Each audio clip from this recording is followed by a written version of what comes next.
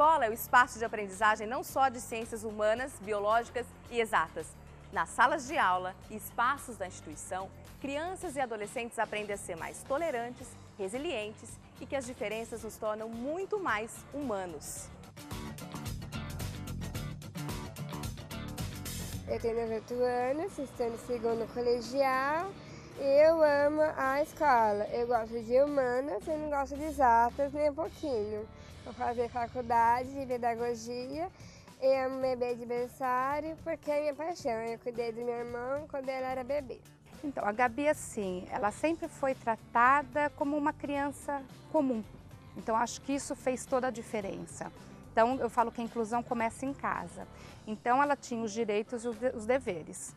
Então, se ela fazia alguma coisa errada, ela tinha o castigo dela, né? A gente nunca passou a mão, porque ela tem a síndrome. Então, muitas vezes a gente esquecia que ela tinha síndrome. E sempre foi assim para a família inteira. Então, ela sempre foi para a escola regular. E na escola eu sempre enfatizei, não é porque se os amiguinhos não podem, a Gabi pode, ela também não pode. Então, o que a Gabi precisa é, assim, de um pouco mais de paciência, às vezes para ela entender uma ordem, né? Ela precisa de um pouco mais de atenção, só que ela é inteligente, ela sabe quando ela faz as coisas erradas. Então, porque ela bateu num amiguinho, você não vai punir? Ela tem que saber que não pode bater. Então, a Gabi sempre foi tratada como qualquer outra criança. Eu acho que isso fez uma diferença enorme. Então, ela conseguiu ser desenvolvida e ser incluída desde pequena. Sempre estudou em escola regular, sempre conseguiu acompanhar, né? E assim, eu acho que a inclusão tem que começar na família e tem que ter um conjunto entre a família, a escola, os profissionais. Então eu sempre tive muita sorte, sempre escolhi muito bem as escolas. Então aquelas escolas que te acolhem, né, que juntos vamos procurar soluções. Ele está numa escola regular com crianças comuns, né?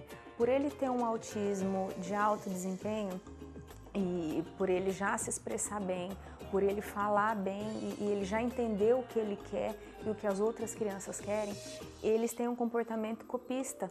Se eu colocar ele numa escola com crianças mais severas do que ele vai copiar o comportamento, né? Então ele está numa escola regular. Qual que é a importância da escola na vida dele? É ele se sentir querido e respeitado, porque ele precisa ter uma referência dentro da sala de aula. Eu lembro que na primeira semana de aula no ano passado, eu estava lá junto, né?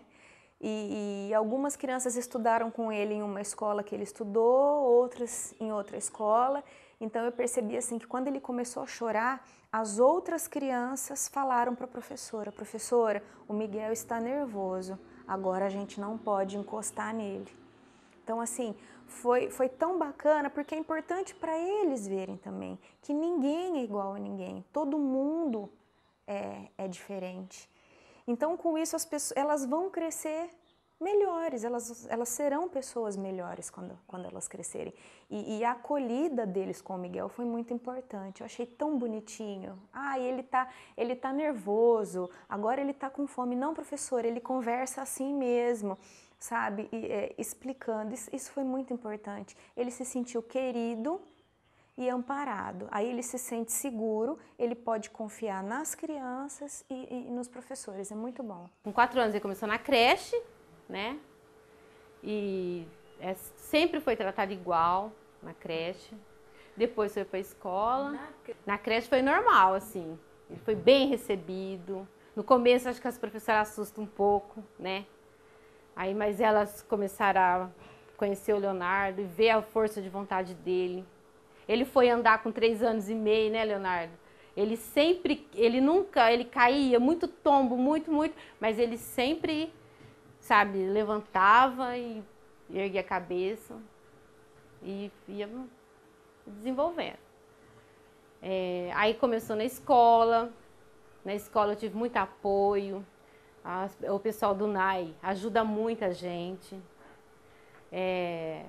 E a professora do NAI, a Silvana, que atendeu lá no Guilmar Maia, ela foi descobrindo também junto comigo. Descobriu que o Leonardo tinha uma deficiência assim, visual.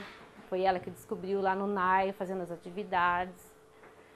E a gente vai indo, né? Vai lutando. É brincar, estudar, aprender com os amigos e eu aprendo aqui nessa escola mais boa que é aquela. Por que aqui é melhor que a outra escola? Porque tem natação e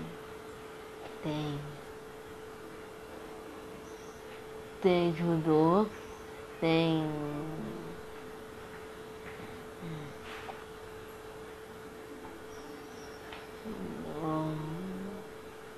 natação, tem judô. Você nada? nada. Estudantes com deficiência têm direito a frequentar a escola regular. Grupos pequenos trazem mais sucesso à experiência de inclusão. E os estudantes de inclusão devem preferivelmente frequentar grupos com a mesma idade que eles. Materiais que facilitem esse processo, como audiolivros, livros em braille, mobiliário, jogos ou computadores, podem ser pedidos ao MEC ou à Secretaria de Educação no caso das escolas públicas.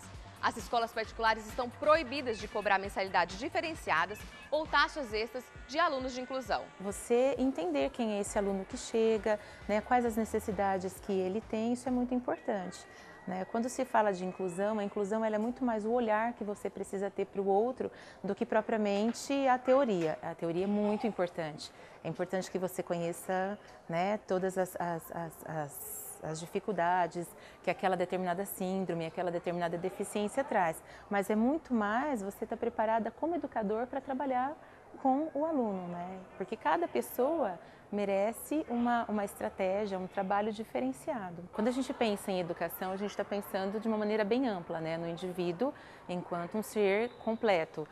Então, pensamos sim em questões que são cognitivas, em questões que são atitudinais. Então, nessa convivência é importante para todos. Nós, educadores, aprendemos muito. A gente não tem, né, uma fichinha ali, então eu vou trabalhar com a síndrome de Down, então eu tenho que seguir esses passos. Eu preciso conhecer. Né? Mas assim, a estratégia que eu vou desenvolver é para aquele indivíduo que tem aquela personalidade, que nasceu dentro daquela família, que tem aquela realidade social, né? Então eu preciso pensar muito isso. Não que seja um trabalho fácil, né? Parece que falando as coisas vão, mas a escola é isso, né? A escola ela é viva, né? Ela é um organismo vivo, então ela traz, né, no seu dia a dia os equilíbrios e desequilíbrios da vida da gente. Isso é muito importante para o crescimento de todos, para os adultos, para as crianças, para os adolescentes, para os funcionários. Então é uma coisa que ela está mais, né, no olhar, na atitude que você tem em relação ao outro. Isso é muito importante. Os benefícios da inclusão escolar são palpáveis para todos os estudantes. Os desafios para que ela aconteça, no entanto, ainda são muito grandes e dependem do engajamento familiar, institucional e da formação de profissionais. A gente precisa de profissionais qualificados e profissionais interessados também, não só a qualificação, mas o interesse em buscar novas respostas, em trabalhar com aquele aluno que tem uma necessidade diferente. É um desafio muito grande ainda. Nós precisamos também da adequação de materiais. Muitas vezes isso não é tão simples, esses materiais precisam ser tanto de acessibilidade quanto materiais que a criança precisa na sala de aula para desenvolver o conteúdo com as demais crianças, para não ter uma atividade separada, diferente, porque isso já não é uma inclusão. E também penso que a humanização. A humanização é um fator fundamental para que a inclusão aconteça. As pessoas muitas vezes não conhecem qual que é o trabalho efetivo da inclusão. Elas não conhecem como que processa, então precisa ter a humanização, precisa ter a solidariedade, ela precisa estar disposta a acreditar na inclusão para que a inclusão realmente aconteça de fato. Eu acho que agora é uma onda, é um tsunami. Não tem volta. Não tem não inclusão, porque essas pessoas têm voz agora. Elas têm voz dos pais e têm voz de outras pessoas e ainda bem muitos engajados. Não tem ninguém na família, porque antigamente era só a família que ia atrás. Hoje não, hoje as pessoas se apaixonaram por isso.